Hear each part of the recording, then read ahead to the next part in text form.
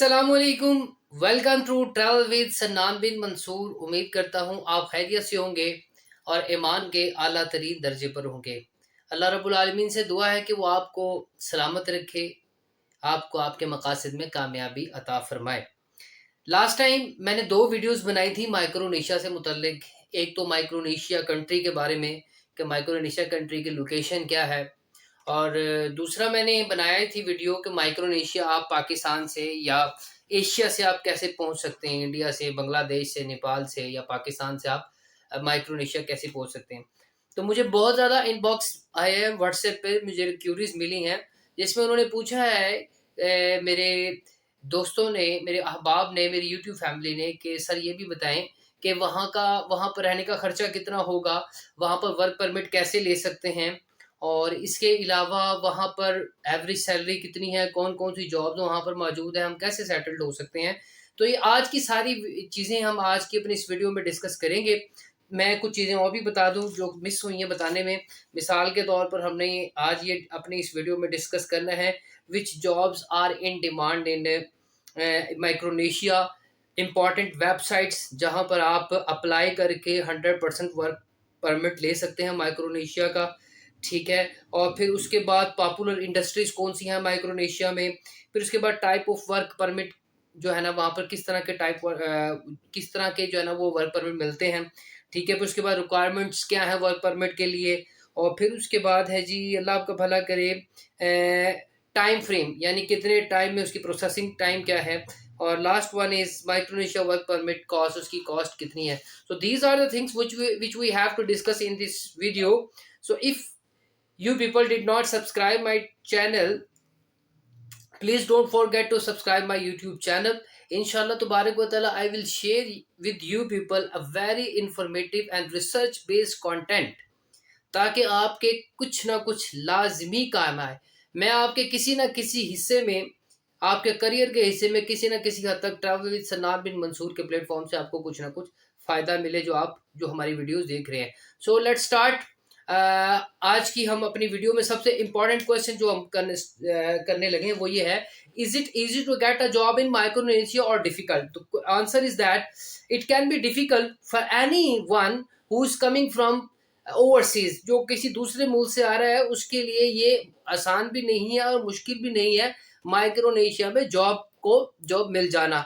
लेकिन बाज एनजीओज ऐसी हैं जिसको साल हर साल, क्या कहा मैंने, जिसको साल हर साल वर्कर्स की जरूरत होती है वॉलेंटियरली भी, और उनको पेमेंट भी बाकायदा होती है।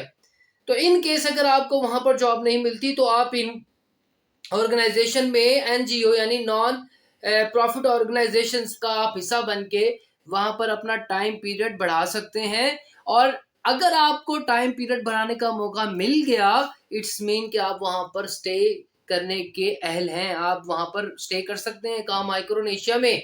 ठीक है। अगर आपको जॉब नहीं मिलती, ये सारी चीजें, ये एनजीओ के बारे में बताना है। मिसाल के तौर पर एक स्कूल या एक इदारा वहां पर मौजूद है जिसका नाम है जावियर स्कूल ऑर्गेनाइजेशन। ये इस इदारे में ज्यादातर जो वर्कर्स हैं वो फॉरेन वर्कर्स वहां पर काम कर रहे हैं। नो डाउट इकोनॉमी वहां पर इतनी अच्छी नहीं है। लाइक इतनी अच्छी से मुराद ये है कि गवर्नमेंट ऑफ माइक्रोनेशिया ये चाहती है कि वहाँ की जो फैसिलिटीज हैं, एम्प्लॉयमेंट जो फर्स्ट प्रायोरिटी है वो माइक्रोनेशियन लोगों को ही दी जाए। लेकिन इन केस वहां पर अगर शॉर्टेज हो जाती है तो वो फॉरेनर को प्रेफर करते हैं।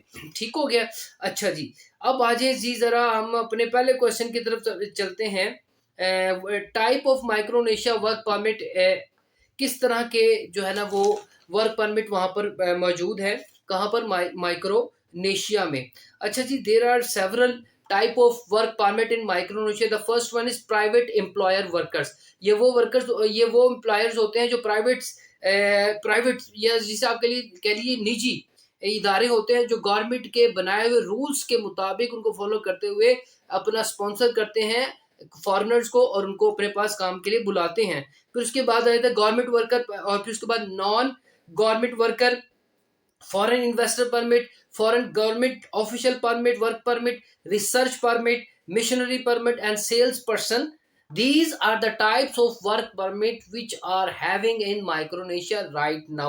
आप इनमें से किसी एक पे भी जो है ना वर्क परमिट लेके माइक्रोनेशिया मूव कर सकते हैं, या माइक्रोनेशिया पहुंचकर कोई एक आधा वर्क परमिट इसमें से ले सकते हैं। But I will suggest you, इनमें से कोई एक भी वर्क परमिट आपको नहीं मिलता, आप क्या कीजिए, जो एनजीओ होती हैं इसके अंदर वॉलेंटियरली शामिल हो जाइए।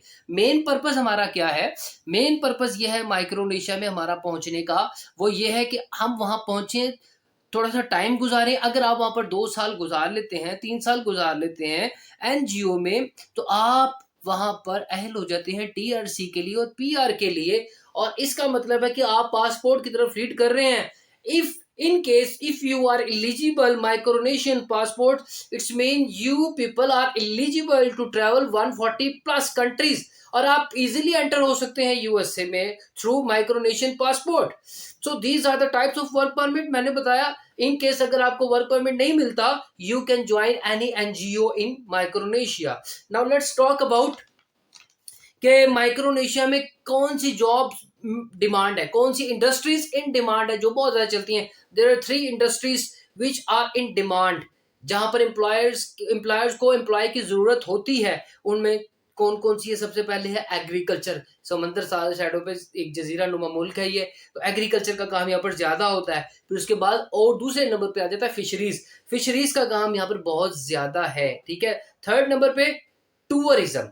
टूरिज्म इज वेरी इंपॉर्टेंट, याद रखें, जहां टूरिज्म होता है वहां जॉब्स होती हैं, होटल में जॉब्स होती हैं, होटल से रिलेटेड शेफ चाहिए होते हैं, वेटर्स चाहिए होते हैं इन्हें, और फिर अटेंडेंट चाहिए होते हैं, रूम अटेंडेंट चाहिए होते हैं, हाउस कीपिंग के लिए लोग चाहिए होते हैं, ठीक है, कॉल अटेंडेंट लोग चाहिए होते हैं। बहुत सारी जॉब्स होटलिंग में निकल आती है जहां पर टूरिज्म होता है।